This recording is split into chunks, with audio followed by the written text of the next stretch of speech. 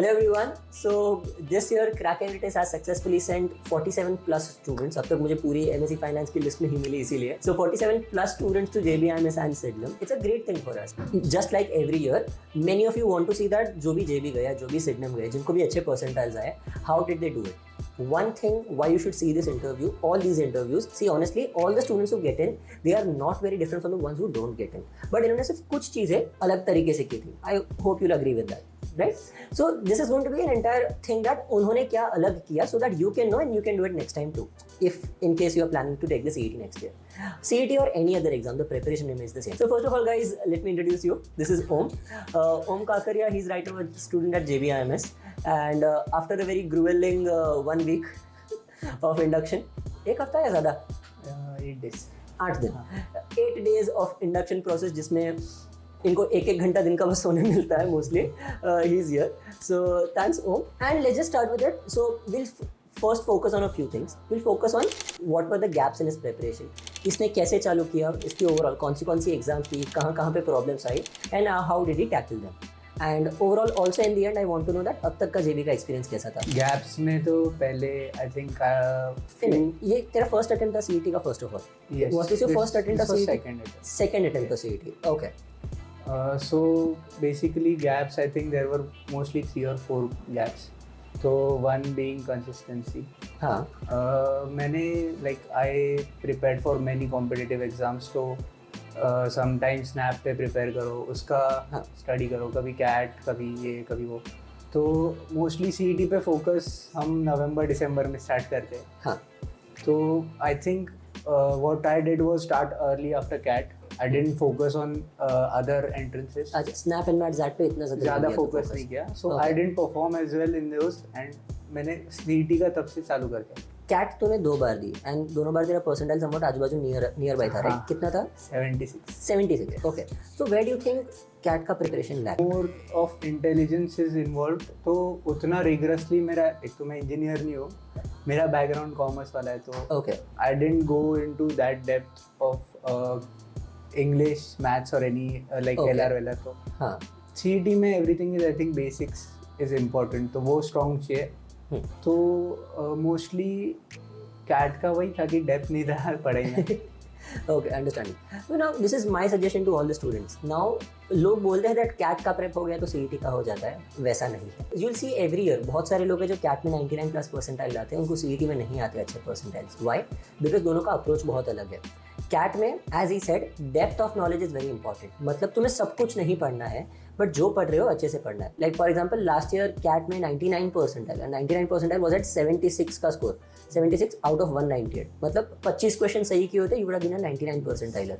यहाँ पे ऐसा नहीं होता. 25 out of 66. Om knows first hand that CET में बहुत ज़्यादा स्कोर करना पड़ता है to actually end up getting a JBIMS, because उसमें सब लोग ज़्यादा स्कोर करते हैं. So competition wise CET is tougher, but knowledge wise, cracking the exam wise, CAT is tougher. And one suggestion to all the students जो लोग अभी cat के लिए प्रिपेयर कर रहे हैं या फिर तुम्हारा अभी कैट का प्रेप चालू है, if you are not prepared for CAT, तुम्हें अभी अगर मॉक्स में स्कोर 35-40 से कम आ रहा है, than less likely, I am not saying impossible, but less likely that तुम ये स्कोर को तुम 25-30 मार्क्स से शायद आगे पुश कर दोगे, मैक्स 25-30, बट उसके ऊपर जाना is extremely tough.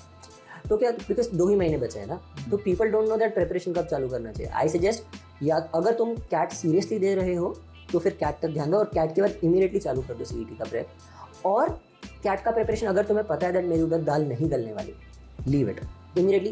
Be beforehand, be among the first few people who prepare well. CET में you took, CET में I guess you joined my batch in January, right? Yes. Let's talk about the journey. उधर क्या problems थी तुझे? Yes. So gaps, first of all, preparation में like in the lectures consistency नहीं था. Mostly वो consistently lectures attend करना, then doing speed maths every day, then attending all the mock buddy sessions. So I think if I would have been more consistent तो मेरा और ज़्यादा score होता mostly. क्या करेगा और ज़्यादा स्कोर? बट हाँ, मतलब जितना चाहिए एक्यूरेटली उतना आ गया. तो वही, एक तो attend sessions every day, make a well manage time table for yourself. Crack every test का तो है अपना time table, you can follow that as well. और खुद का भी एक होना चाहिए कि even by yourself that you can make a timetable. So now I always end up giving students a timetable कि ये timetable follow करो. उसमें तुम अपने adjustments थोड़े थोड़े यहाँ वहाँ कर सकते हो. सबका timetable अलग है. कोई working है, कोई नहीं working है. कोई ज़्यादा डाल सकता है. किसी का basics और ज़्यादा unclear है तो उसको ज़्यादा थोड़ा time डालना पड़ेगा basics पे. तो वैसा हो जाता है. But on an average the timetable ends up working for everyone. Time table का फ़ायदा बाकी कुछ नहीं बट कंसिस्टेंसी है. तुम्हें रोज़ पता है क्या क्या क्या करना है, तुम रोज़ वो करोगे, रोज़ करते करते आदत पड़ जाएगी और आदत ही तुम्हें एग्जाम में काम आएगी. It's more about habit. Om tell me that I remember you being a part of the 120 वाला batch. Yes. How did you, कितना टाइम लगा वहाँ पहुँचने के लिए? Okay, so first few marks I gave, मेरा लाइक 110 15 थोड़े मार्क्स से बच जाता था स्कोर. तो मैनी टाइम्स मतलब 4-5 मार्क्स में 117 118 आता था.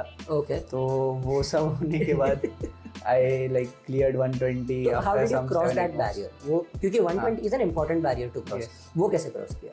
सो most importantly one I think I focused more on one part, like quant पे मेरा थोड़ा वीक था तो वो strong किया मैंने. ओके. वो like books से पढ़ा, क्रैक एवरी टेस्ट की जो बुक्स है उसमें like हर टाइप का क्वेश्चन है तो मोस्टली कवर हो जाता है सब कुछ उसमें. तो वो बहुत ज़्यादा हेल्प किया. और मॉक बडी सेशन अटेंड किया, उसमें लाइक जिगर सर ने जैसे सोच के मतलब सॉल्व किया तो उतना इंटेंसिटी मेरा नहीं था स्टार्टिंग में कि इतना रिगरसली मैं नहीं कर रहा था. कैलकुलेशन लाइक माइंड में आंसर आता है वैसा वाला प्रिपरेशन नहीं हुआ था. तो वो पहले फिर स्टार्ट किया और उसके बाद I think I cross 110. So mock buddy sessions as he said that is basically एक लाइव मॉक में स्टूडेंट्स के सामने हम साथ में बैठते हैं, like I and all the students, and we solve a mock live. Now in that basically उनको पता चलता है क्या अप्रोच होना चाहिए कि सीईटी के लिए अप्रोच अलग होता है एज कम्पेयर टू कैट. तो वो अप्रोच क्या होना चाहिए. और उसके बाद comes the most important part, that is हम पूरा 2 घंटा जितना बैठ के जो पूरा मॉक दिया उसका एनालिसिस करते हैं कि ये क्वेश्चन को और अच्छे तरीके से कैसे करते थे. And I even asked the students कि अगर तुम होते तो इसको और अच्छे से कैसे करते. Many times you have seen that वहाँ पे भी ज़्यादा अच्छे सोल्यूशन निकलते थे. कोई ना कोई ज़्यादा अच्छा सोल्यूशन दे ही देता था तो वैसा ज़्यादा हो जाता था. So that really ended up helping the students because सब एक दूसरे से सीखते थे.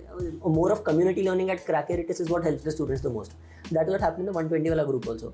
वो एक कंपटीशन मिल जाता है. राइट. तो